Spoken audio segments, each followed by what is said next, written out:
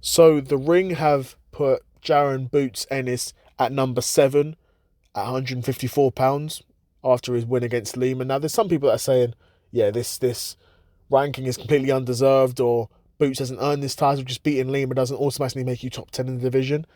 But in my opinion, when you're a guy like Boots, and again, I've talked about Boots a number of times in this channel, but I think he truly is a generational boxer in terms of his level of talent.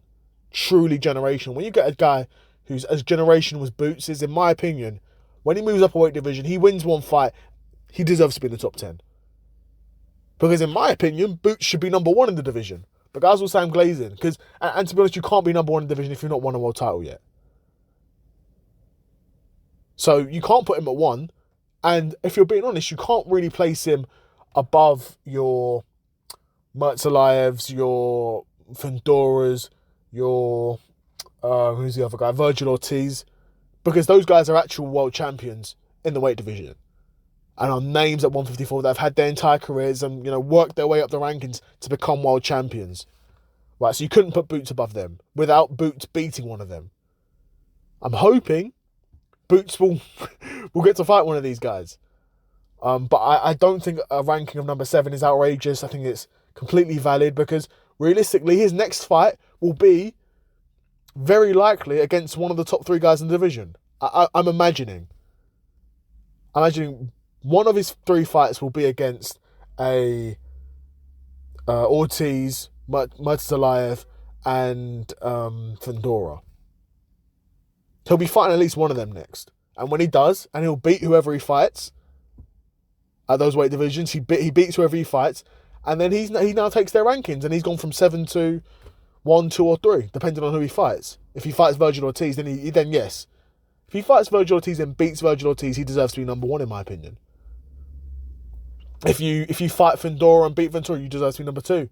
If you fight Mertzaliyev and you beat Mertzaliyev, you're number 3. You take their rankings. That's how it works when you're world champion. Right?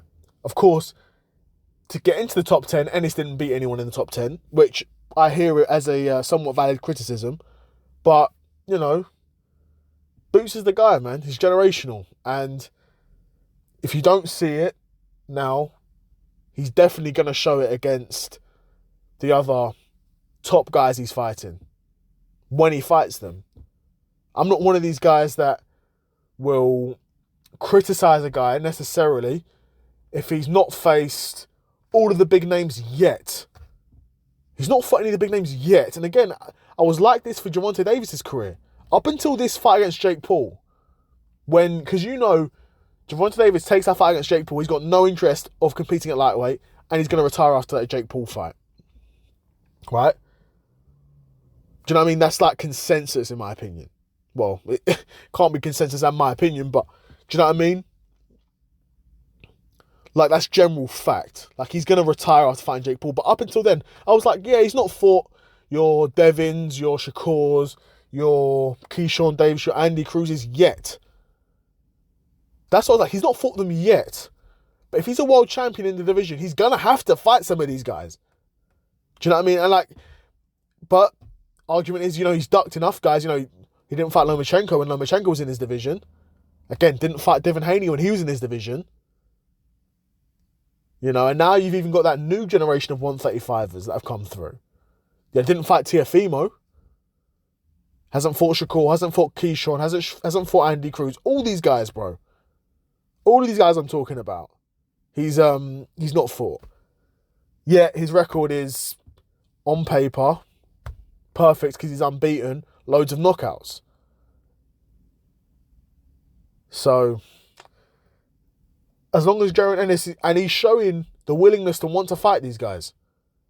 It's not Boots saying, obviously a fighter's never going to come out and say, oh yeah, I only want easy fights, even though I definitely would. But maybe that's why I'm not a huge selling fighter. But yeah, as long as Boots is looking and showing willingness to want to fight these top guys, I'm not criticising him for not fighting them yet.